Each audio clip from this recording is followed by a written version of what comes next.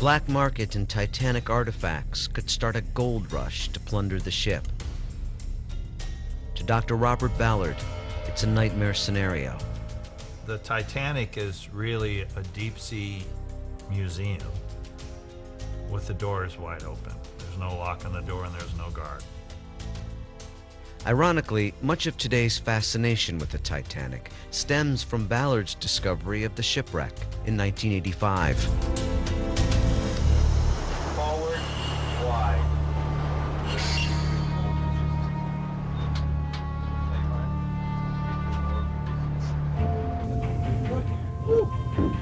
It's a boiler!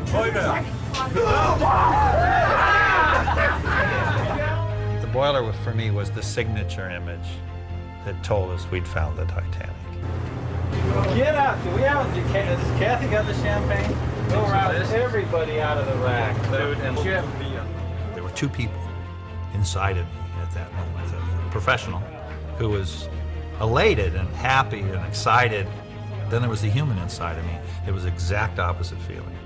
A sense of remorse, a sense of, we shouldn't be celebrating anything.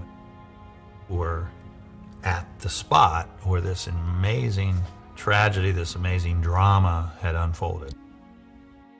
Dr. Ballard's discovery unleashed an explosion of interest in the Titanic, attracting tourists and treasure hunters to the site. According to the laws of the sea, Ballard and his team could have claimed the Titanic as their own property by removing a single artifact.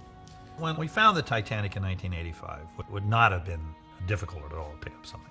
They chose not to disturb the wreck. 2 years later, RMS Titanic Incorporated, a for-profit company, mounted the first of many salvage operations. It is history, so why not bring back history so other people can see it? Maybe it's wrong to do this, that we should be going on a cruise for fun. As objects come to the surface, tourists watch from cruise ships. And for the lucky few who can afford the $60,000 fee, visitors can even board Russian subs and dive to the shipwreck. See those big orange, that's where the submarines have been landing. And you can see it's breaking down the deck, it's crushing it.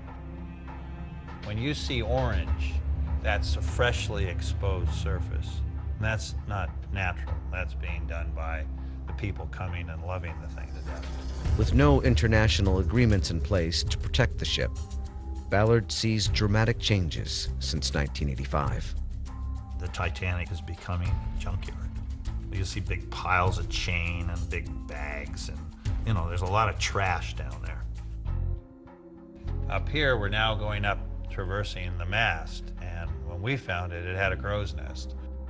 In Ballard's first dive, he filmed the crow's nest, where lookouts spotted the iceberg that doomed the Titanic. Now, that crucial piece of history is gone, apparently knocked into a cargo hold by a passing submarine. It's really sad when I look at the damage that's been done by the submarines. We, in many ways, opened Pandora's box. If the Titanic is not protected, and there's no guard on duty, it'll get stripped. It'll get stripped until all the jewels have been taken off the old lady's body.